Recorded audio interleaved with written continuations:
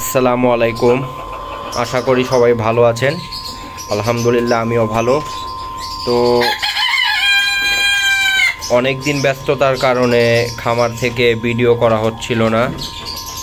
তো আজকে মুরগিগুলোকে চেক করতে আসলাম, মুরগিগুলো কি অবস্থায় আছে। যেহেতু আজকে প্রচণ্ড ঠান্ডা পড়েছে এবং অনেক বাতাস বয়ে যাচ্ছে, এই কারণে কিন্তু মুরগিগুলোকে চেক দিতে আসলাম। মুরগিগুলোকে দেখতে আসলাম যে কি অবস্থায় আছে। না, আলহামদুলিল্লাহ মুরগিগুলো খুবই অ্যাক্টিভ, মাশাআল্লাহ।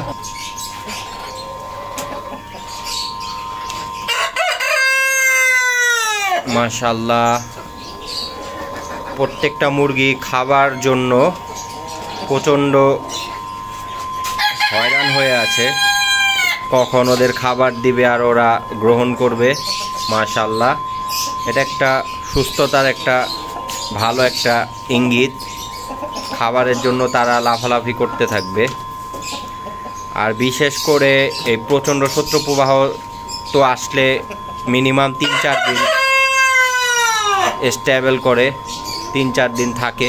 তো আপনারা সবসময় আপনাদের মুরগিগুলোকে ভালো করে খেয়াল করবেন যেন মুরগিগুলো এক কোনায় গিয়ে ঠান্ডার কারণে কিন্তু ঝিমায়। তো এগুলো ভালো করে খেয়াল করবেন যে ওদের ঠান্ডা অনুভূতি হচ্ছে কিনা।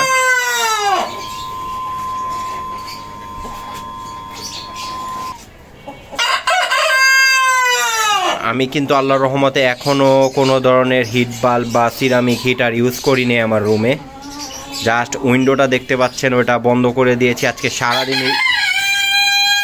সারাদিনই বন্ধ ছিল, সকাল থেকে প্রচণ্ড বাতাস কিন্তু বয়ে যাচ্ছিল এই কারণে। আর এখানে আমার জানালায় এখানে একটা গ্রিল আছে, গ্রিলটা খাবার যখন